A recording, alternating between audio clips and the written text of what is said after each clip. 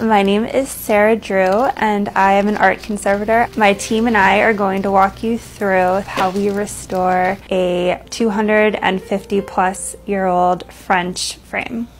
We use a variety of solvents to clean the surface of a frame.